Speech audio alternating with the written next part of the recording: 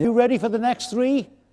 Yes. Okay, please welcome to the stage Stuart Boreham, adventurer and social entrepreneur who is going to take us on a 1980s adventure. Just now, it encompassed service, skills, physical recreation, expeditions, and of course the residential project at Gold.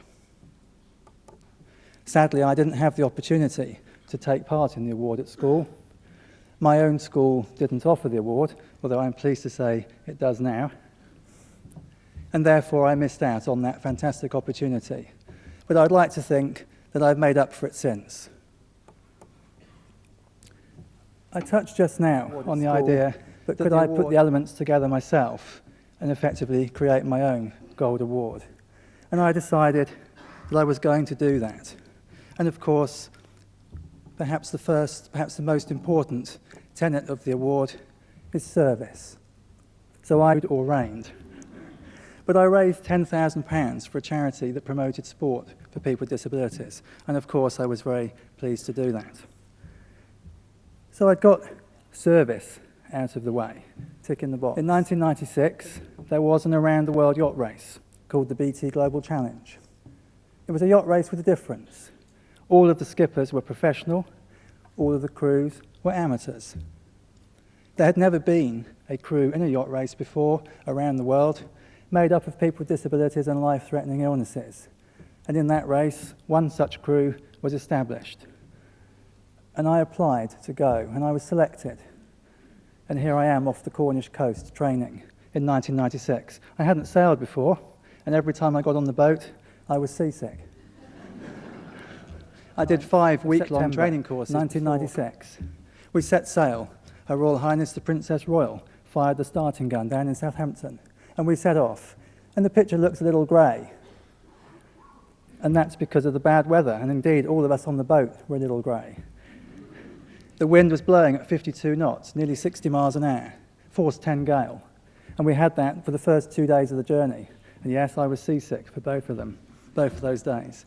And eventually, of course, we went all the way around the world, and we came back safe and sound, 17th of July 1997. We tied the boat up in Ocean Village in Southampton, and we'd made it around the world, the first crew with disabilities. But we had a slogan on the side of the boat, which you perhaps can't quite read there.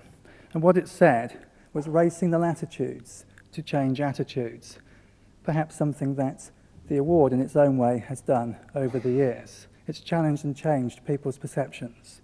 And we did that on the yacht. And I decided I wanted to do something to keep... 2003, of course, was the European Year of People with Disabilities. And I decided to become the first person with a disability to row solo across the entire... And I set out on the 15th of November 2003 from the Canary Isles, and I rowed to Barbados. To save you the maths, it was a distance of 3,341 miles, and the duration was 109 days, 12 hours and 9 minutes. But what was it all about? Well, it was about enthusiasm, commitment, passion, the things that, of course, the young people in the award demonstrate so ably. And here I am. I went down the ladder on the 15th of November 2003 and got on the boat, and I started to row off. And I thought I was going to make it, no problem at all. My confidence was supreme, and so on, not to give up. I had an emergency beacon. I could have activated the beacon, but I didn't. I kept on going. And when I came back, I happened to read something in a book one day, and I've got it with me here today because I think it's pertinent to the award, and indeed perhaps to all of us. It was something that was said by Harriet Beecher Stowe, who was very active in the US anti-slavery movement. And she said this: "When you get into a tight place and everything goes against you, till it seems as though you could not hang on a minute longer, never give up then. For it is just the place and time that the tide will turn." And that was something that I discovered as I carried on my journey. I had more problems, of course, to overcome. For example, my wiring went wrong, all about setbacks and disasters, in just the same way that the award isn't either on the expeditions and so on. This was Christmas Day sunset, and I was joined by 30 dolphins on Christmas Day too, so I was very lucky. It was about having the will to carry on, the will to succeed. It was about having the self-belief in my...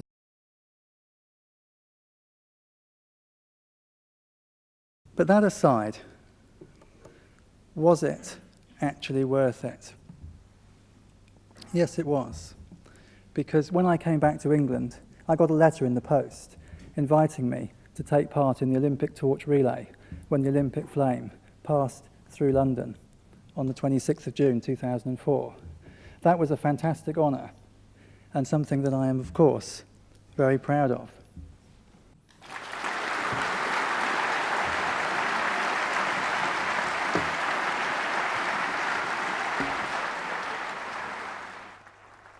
Stuart, that was sensational, utterly sensational.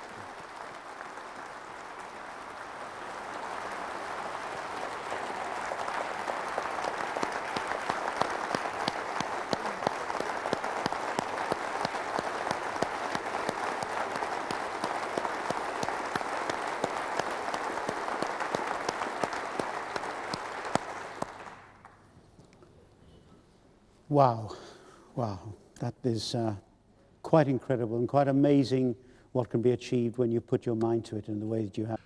What a privilege it is to speak on the same platform as Stuart Boreham. Though not perhaps the place a speaker would have chosen. I feel as though I have drawn the tea time immediately after Tiger Woods. Your Royal Highnesses, ladies and gentlemen, I was honoured and surprised to be asked to say a few words here this afternoon. The honour has only become with increasing clarity as the day's gone on. I've found myself rarely, well not rarely, but humbled from time to time, inspired from time to time. But Stuart Boreham, to be so humbled and so inspired at the same time, thank you so much.